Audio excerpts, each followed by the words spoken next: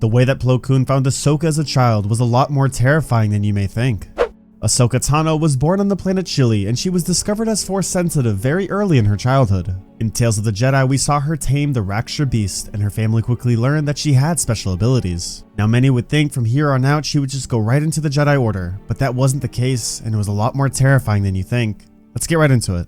At the age of 3, Ahsoka developed her first early signs of being Force sensitive. When her family realized this, they accepted that her life would then be as a Jedi.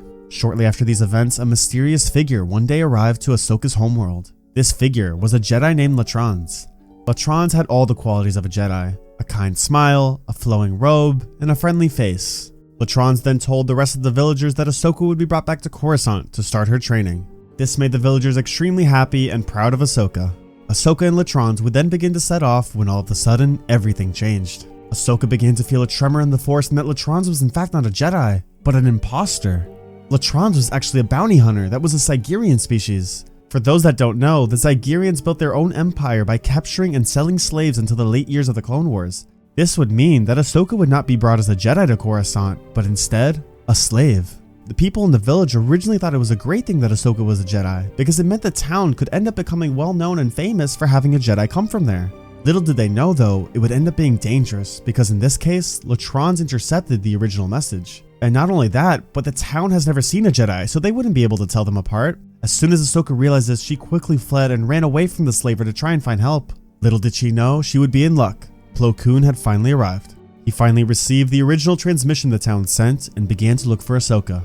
He found Ahsoka and appeared right in front of her with his pointy clawed hand and a terrifying mask. The complete opposite to how Latrans looked, but in reality, he was the true Jedi. Ahsoka was stuck with a choice, to go with the terrifying creature with the mask or the kind face of Latrans. Ahsoka took a small pause, and then she was able to sense through the Force that Plo Koon did in fact have true intentions of rescuing her, that no matter how scary he appeared, his heart was to save her. Ahsoka then approached Plo Koon, and this would be the start of her path to becoming a Jedi. The moral of the story is that although looks can be deceiving, to never judge a book by its cover.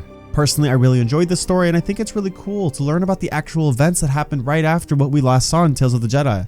A fun fact is that this story was never published, but actually was a story that Dave Filoni said he wrote, just never released it really. He actually shared this at Star Wars Celebration in 2016.